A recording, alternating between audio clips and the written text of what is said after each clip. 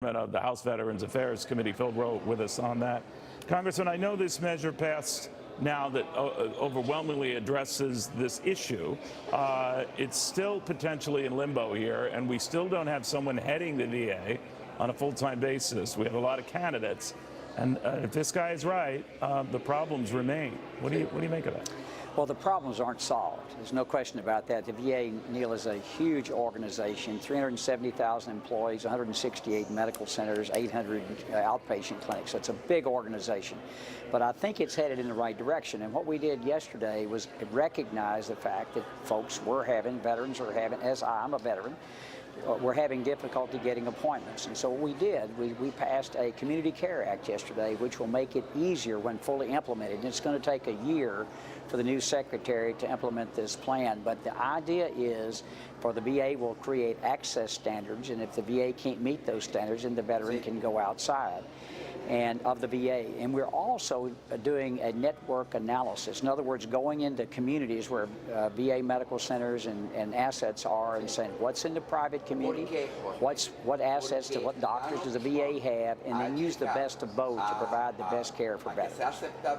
It sounds, and you're a veteran, I thank you for your service, sir, but you've seen that giving the VA the opportunity to change its ways hasn't worked, and I'm wondering, giving them another chance to get it right, whether that is going to work. Why not this private opportunity available for soldiers right now and veterans right now, because they've been burned not once, twice, but many times.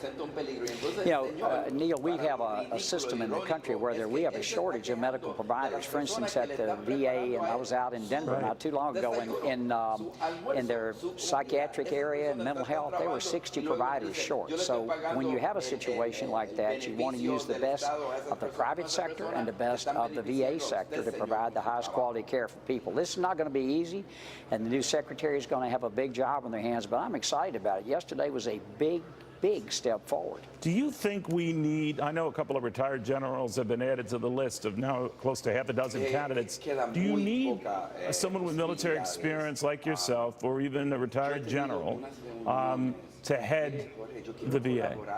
Well, we did have a retired general, General Shinseki, back in the first VA secretary under the Obama administration. It didn't work. Look, I think you need someone who has administrative experience. For instance, myself, I've had experience in the examining room with a patient. I'm a physician, been in the military, and I think you need someone with that level of understanding to be able to operate this huge system. And then I think you're going to have a lot of help. It's a huge, you need very competent undersecretaries to manage this massive organization. The VA has more employees, Neil, than the U.S. Navy has sailors.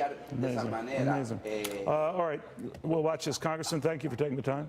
Thanks, Neil.